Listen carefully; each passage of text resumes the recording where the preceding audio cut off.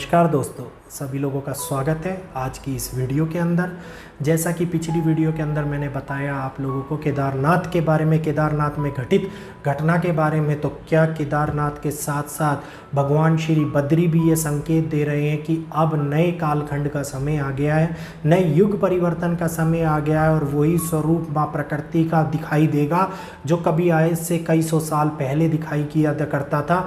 अब इन पापियों का अंत का समय आ गया है। तो ये सारा घटनाक्रम जब घटित हुआ, जब केदारनाथ के अंदर घटित हुआ, उससे एक दिन पहले भगवान बद्रीनाथ ने अपने हाईवे को, मेन जो बद्रीनाथ जाने के लिए नेशनल हाईवे है, कितना बड़ा हाईवे बना रखा है गवर्नमेंट ने, वो हाईवे खिन्न हो गया, बिल्कुल छोटे छोटे कंकड़ पत्थर की भांति वो पूरा का पूरा जमीन में समा गया, पूरा का पूरा नदी में बह गया। और इसके साथ साथ वहाँ की यात्रा भी स्थगित कर दी गई, यात्रा रोक दी गई।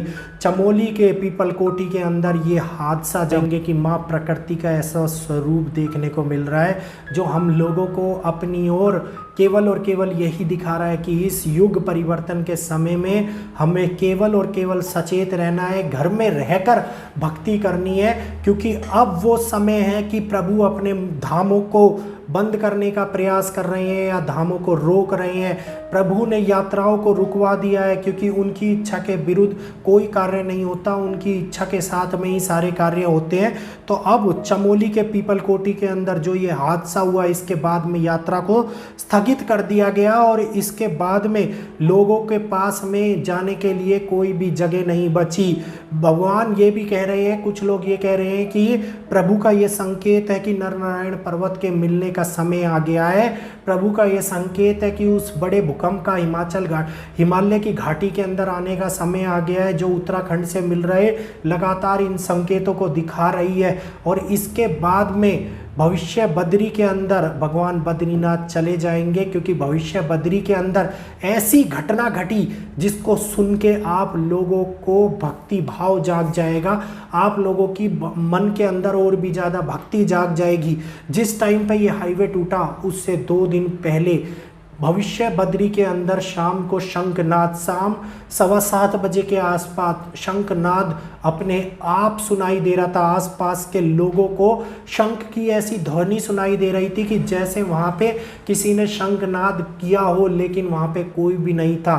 रात को करीबन 10:15 बजे के आसपास मंदिर से घंटियों के बजने की आवाज़ें सुनाई दे रही। कुछ लोग कह रहे थे कि हवा के कारण घंटियां बज रही हैं, कुछ लोग कह रहे थे कि भगवान भविष्य बद्री आने वाले बड़ी विपदा के लिए हम लोगों को संकेत दे रहे हैं। तो दोनों में से आप कुछ भी मानो, भविष्य बद्री ने ये संकेत दिए और उसके तुरंत बाद बद्रीनाथ जाने का ये रास्ता टूट गया।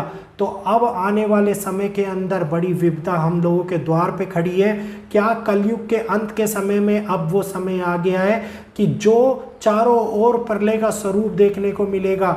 माँ धारी देवी, आप लोगों को पता है धारी देवी की कितनी बड़ी आस्था है। धारी देवी के मंदिर को हिलाए जाने के बाद में क्या घटित हुआ था, वही धारी देवी जो कि डैम के ऊपर उस नदी के अंदर बनी हुई हैं, उनकी मंदिर के बिल्कुल नीचे तक पानी आ गया है। और धारी देवी की अगर आप पुरानी फोटोज़ उठा के देखेंगे तो कम से कम 3 फ्लोर जितना पानी बढ़ गया है नदी के अंदर। 3 फ्लोर कम नहीं होते, करीबन 30 से 32 फीट पानी बढ़ चुका है। और ये धारी देवी की वो वीडियो है जो आज के टाइम के अंदर ये पानी का भराव दिखा रही है। तो चारों ओर से, हर मंदिर से, हर धरा से, ये रक्षा करने वाली धारी देवी से हम लोगों को क्या यही संकेत मिल रहे हैं कि अब प्राचीन भविष्यवाणियां सच होने की कगार पर आ गई हैं। क्या अब वो अंत के दौर की भविष्यवाणियां सत्य हो जाएंगी? क्या युग परिवर्तन के समय में भगवान बद्रीनाथ अपने धाम को छोड़ के भविष्य बद्री के अंदर आ जाएंगे? क्योंकि भविष्य बद्री की अगर प्रतिमा को देखें तो भविष्य बद्री की प्रतिमा में मुख, पेट, 2 हाथ और पैरों के छोटे छोटे प्रतिरूप के दर्शन आप लोगों को देखने को मिल जाएंगे। और वहाँ पर ये लगातार कुछ ना कुछ ऐसे चमत्कारिक घटनाएं भविष्य बद्री के अंदर घटित हो रही हैं जो केवल और केवल आस्था से जुड़ी हुई हैं। जो आस्तिक लोग हैं वो इस बात को मान सकते हैं, जो नास्तिक है वो यही कहेंगे कि ऐसा कुछ भी नहीं हो रहा। तो अब आने वाले टाइम के अंदर माँ प्रकृति का ये प्रकोप क्या हम लोगों को उस रुख की ओर ले जाएगा जो केदारनाथ और बद्रीनाथ जाने के द्वार को बंद कर देगी, रास्ते बंद कर देगी, और नई जगह के ऊपर भविष्य केदार और भविष्य बद्री के अंदर हम लोग प्रभु के दर्शन कर पाएंगे और पुराने धामों को विलुप्त होते हुए हम अपनी आंखों से देखेंगे। तो ये तो नरसिंह भगवान के हाथ को देख के पता लग रहा है। ब्राह्मणों को का कहना है कि हो सकता है कि जिस तेजी से ये हाथ पतला हो रहा है, आने वाले 1.5 से 2 सालों के अंदर ये विघटित मतलब खंडित हो जाए, मूर्ति अलग हो जाए, और मूर्ति से अलग होने के बाद में तो रही हुई उस प्राचीन भविष्यवाणी की सत्य होने की कल्पना ही की जा सकती है। तो आप लोगों का क्या विचार है, क्या कहना है इस बारे में? क्या हकीकत में अब वो समय आ गया है युग परिवर्तन का जिसमें हम लोगों को नया दौर देखने को मिलेगा? क्या भगवानों के धामों से लगातार जो ये संकेत मिल रहे हैं, जैसे द्वारकाधीश के अंदर से हमें संकेत मिला, जगन्नाथ जी से लगातार मिल रहे संकेतों को हम अनदेखा नहीं कर सकते।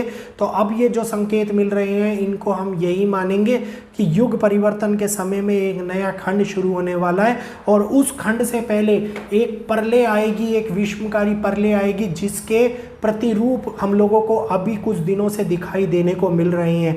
और ये समस्या लगातार बढ़ती जा रही है, कम नहीं हो रही है। जो लोग इसको अनदेखा कर रहे हैं उनके बारे में कुछ नहीं कह सकते। जो लोग आस्तिक है और इस बात को मान रहे हैं तो वही समझ सकते हैं कि ईश्वर की आस्था को हम कैसे चैलेंज कर सकते हैं, कैसे मान सकते हैं। मनुष्य इतना बड़ा नहीं हुआ कि वो अपने आप को ईश्वर से बड़ा मान पाए। तो सभी का आज की अगर ये वीडियो अच्छी लगी हो तो वीडियो को देख के वीडियो को लाइक कीजिए, चैनल को सब्सक्राइब कीजिए, हमारे टेलीग्राम ग्रुप से जुड़िए, वहाँ पे रोचक जानकारियाँ मिल रही हैं। बेल आइकन को ऑल पे कर लेना ताकि चैनल के ऊपर नई वीडियोस की नोटिफिकेशन आपको मिलती रहे। फिर मिलूंगा आपसे। सभी का आज के लिए बहुत बहुत दिल से अभिनंदन और धन्यवाद।